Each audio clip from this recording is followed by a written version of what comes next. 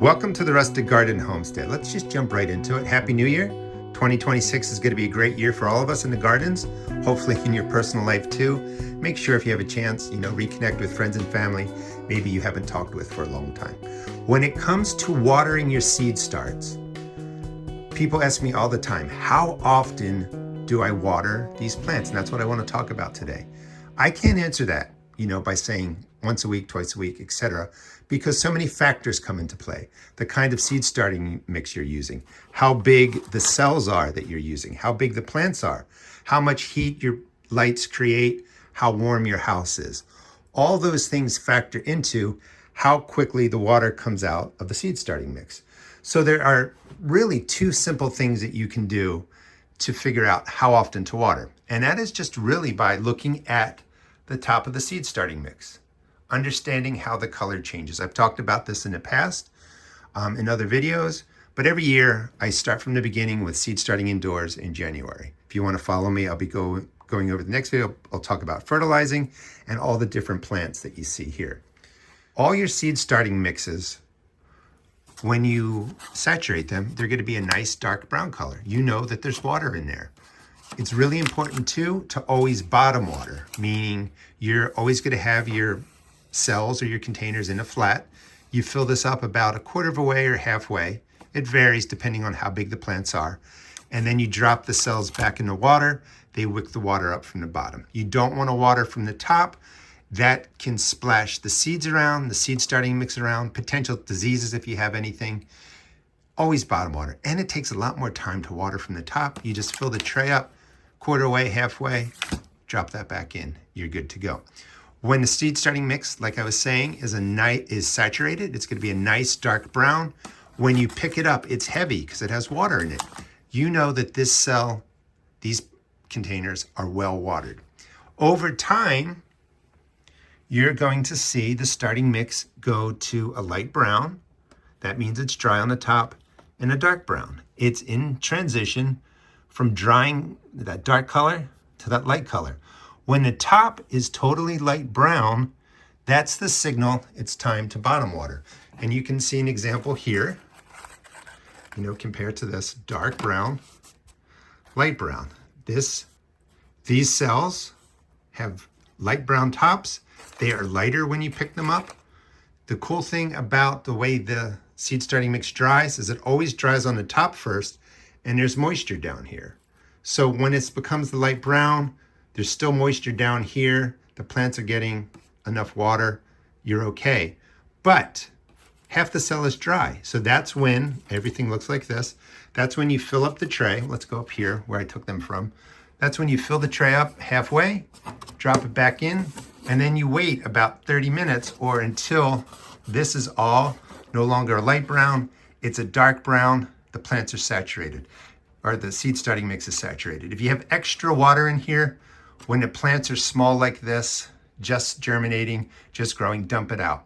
You don't want these to stay soaked 24/7. Soaked seed starting mix with small plants in there can cause root rot. The water fills the space in there, doesn't let oxygen through the seed starting mix, and it can cause a problem. When your plants get larger, and if you're interested in how you would grow spinach to full size for harvesting during the winter, please check out the linked video. I'll go over just everything you see here.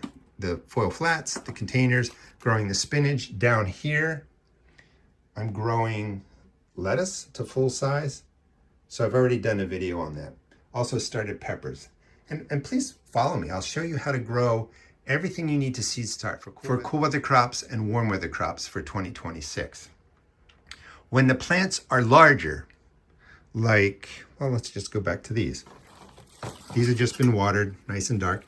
You can have extra water in there, and it's not going to impact the plants because large plants are pulling the water quickly through the soil, and it's just not sitting. When you have sitting water in a flat like this, no germination, no root systems, no plants, the water just sits there and it causes issues. Let it dry so it becomes a nice light brown.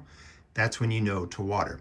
That's the basic for seed starting. All right, let's do a real-time example. The tops are the light brown seed cells the containers nice and light.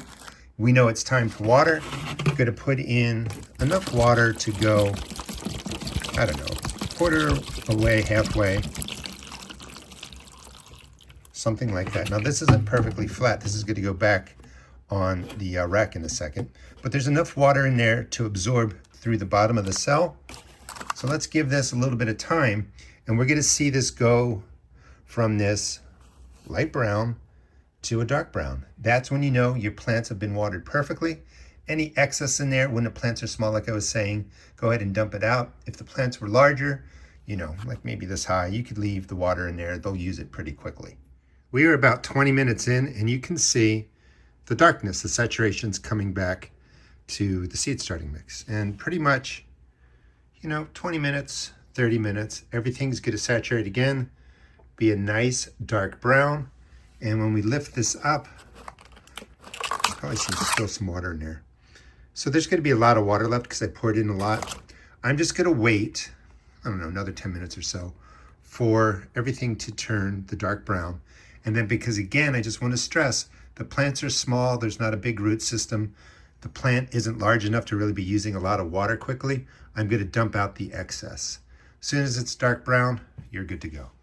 That's the basics for watering your plants. You can always tell when they need to be watered by looking at the top of the surface. That's going to dry first. Moisture still stays down in the bottom of the containers that you're using. As your plants get larger, you can water more often, obviously, because the plants are using more water. You can leave more water sitting in the flat, but you just want to give them that opportunity to go from saturated to beginning to dry out, light brown, dark brown, to fully dried out across the top, and then go ahead and water them. That's how you can water perfectly for your indoor seed starts. It's going to keep them healthy, wealthy, wise. It's going to keep them growing. And again, please subscribe and follow me. I'll be going over how to fertilize your plants perfectly, planting tomatoes, peppers, all your cool weather crops, lettuce, spinach, everything you really need to grow. Also going to be doing videos soon on how to grow tomato plants indoors. Those are tiny Tims, and they will be producing probably in the next 3 weeks or so. You can grow a lot under basic white LED shop lights. You don't need anything expensive or fancy. Thanks so much for watching. Please check out my seed shop at therusticgarden.com. I sell tomato and pepper seeds for $1.75 a pack. All other seeds are only $1.50, and I sell all the seed starting supplies that you see here. Again, thanks so much for watching, and have a great 2026.